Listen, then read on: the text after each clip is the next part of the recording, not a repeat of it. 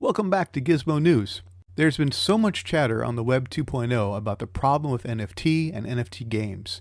We decided to sort through the static and try to provide you with a concise video to help you make up your own mind on the topic.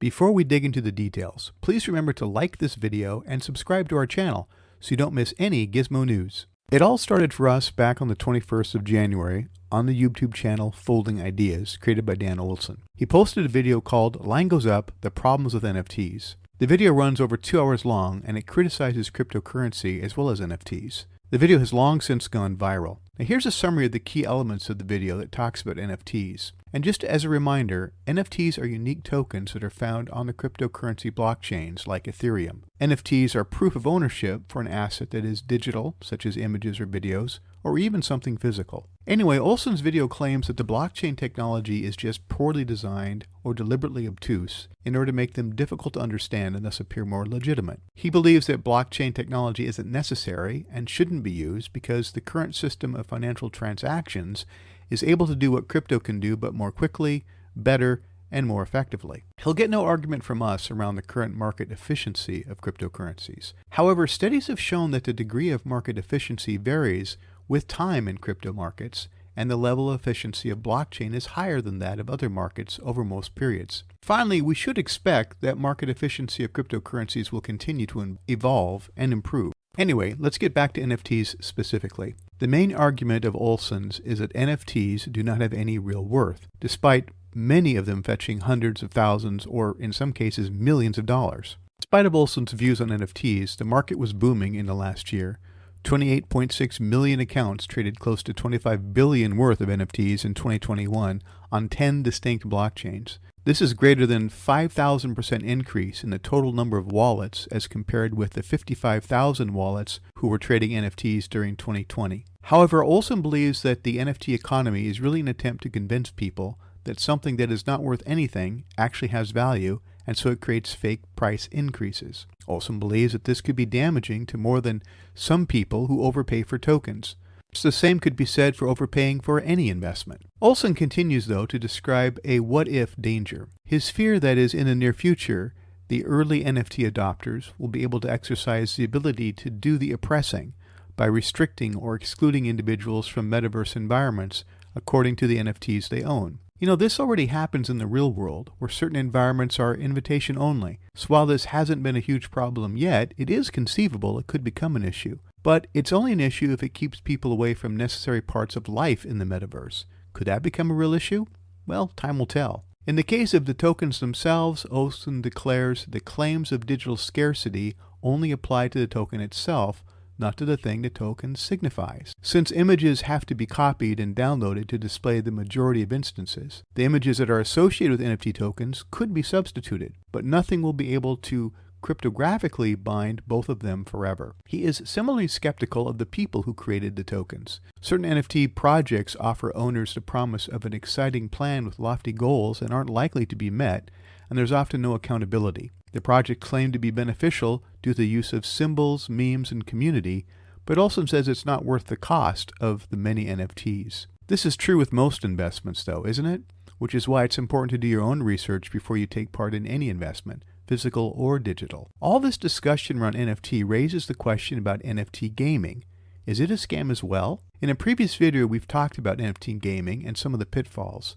But before I dig into this topic more, it's important to realize that Olson has a larger axe to grind when it comes to slamming NFT as a community. NFT fans frequently gather around hundreds of projects across Discord servers and the Twitter space. Olson believes that the NFT community is a place that is characterized by toxic positivity, where people who attempt to criticize or offer constructive feedback to the project are shunned and definitely silenced. Criticisms of NFT projects, regardless of whether they are valid or not, are considered FUD and then discarded by Olson. In a subsequent tweet to reply to the video, Olson criticizes the quantity of bots that swarm numerous NFT projects through Twitter and Discord and writes, "I haven't felt the need to reply to much of anything because the crypto ecosystem really speaks for itself." Although spam and scams remain a constant and legitimate issue, it's not something that Web3 is able to address in the current situation. A lot of NFT frauds or spam-related messages Olson refers to are being broadcast in the Web 2 platforms such as Discord or Twitter. However, it is true that OpenSea, which mixes Web 2 and Web 3 elements, has also experienced many issues recently, including the raging of spreading false collections, as well as some dangers around NFT airdrops and other related problems. While NFTs continue to enter the mainstream and develop into a new form of business, it makes sense that there will continue to be critics who make a fuss about the billion-dollar industry. So what about NFT games? For the folks that love to just play games, NFT games present an interesting way to play and earn at least something for your efforts.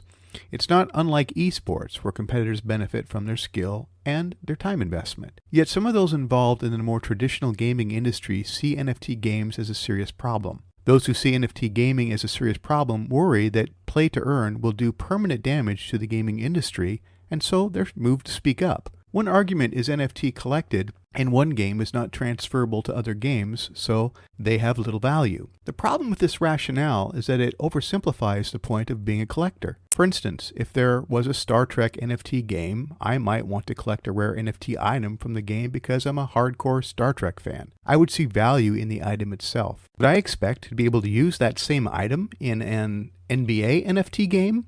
Of course not. I wouldn't buy any piece of Star Trek memorabilia to help me play basketball, unless of course I could buy a real site-to-site transporter. That could probably up my game. So the lack of NFT portability between games because of fragile game economics isn't a serious issue if you understand what it means to be a collector and if you're comfortable with holding game items over time for either the fun of collecting them or possibly profiting from them if you sell them to other like-minded collectors in the future. Concerns have also been raised that the whole play-to-earn model is evil for a couple of other reasons. First, because it monetizes game playing. Is that in itself evil? I suppose if it leads to more game addiction, then yes, a case could be made for that. But isn't every game made to be somewhat addictive? Another argument is more troubling, which is the concept exploits people from developing countries. One argument is NFT gaming lures people into wasting their time gaming, making a small wage instead of learning a real trade or skills that help people or produce products for the good of others. And yes, this is sad. But the real problem is the human tendency towards selfishness. Even those who bring up this argument, which is, by the way, a good one, they seem more worried about what this does to the gaming industry by making it look bad than because it hurts people. You've got to wonder about those priorities. I find it interesting, too, that this argument about NFT games hurting the lives of people from developing countries is often made by those who live in first world countries. I say that because those of us in developed countries have a hard time seeing the world through any other lens than our own. Yet there's an interesting comment from a gamer living in Tanzania. They said, "When you mention that people from developing countries are the ones most likely to grind to make money, you're 100% right. I'm Tanzanian and live in Tanzania. If I did not have a full-time job and my side art job, I would absolutely be willing to grind a game for 10 hours a day, 6 days a week for $500 a month. 500 USD a month is life-changing money here." I think it's also safe to say that we can assume that the hysteria around NFTs will die down once game designers, publishers, and players understand really where NFTs can enhance the fun for players and where they don't. I wouldn't expect all games to have NFTs unless it improves the game for the player in some way. There will always be people who play games for the fun of it, and these folks won't grind for cash alone, and wage-seeker players won't grind only to make gameplay more enjoyable. Wage-seeking players may find themselves unable to sustain a wage unless there's a healthy contingent of fun-seeking players, so game designers will have to find ways to balance the two groups so they can coexist anyway. This model has already been proved out in other areas of the game industry. Remember, like any other investment opportunity, it would be naive to say there are no villains in the NFT community. It's naive to say there are no villains in the leisure gaming industry too, especially when it seems their largest concern is not the people their industries may have hurt through addictive gaming and material consumption, but protecting these industries themselves. Who would want to kill the goose that keeps laying the golden eggs for them, right? So what's the problem with NFTs? What's the problem with NFT games? It's really the same problem. Both require you and me to think, or we could get taken advantage of, not unlike the stock market or the commodities market. So with this information, should you invest in NFTs? Should you support NFT games and play them? That's really up to you. But whatever you do, make your own decision and think it through. Do your own research and be well informed before you take the plunge. As always, GizmoNuz does not endorse any investment or offer financial advice. This video is purely educational material. Always do your own research before making any investment. And if you found this information, and maybe this rant helpful, please hit the like button. And remember to subscribe to our channel to avoid missing any NFT news. We really appreciate your support.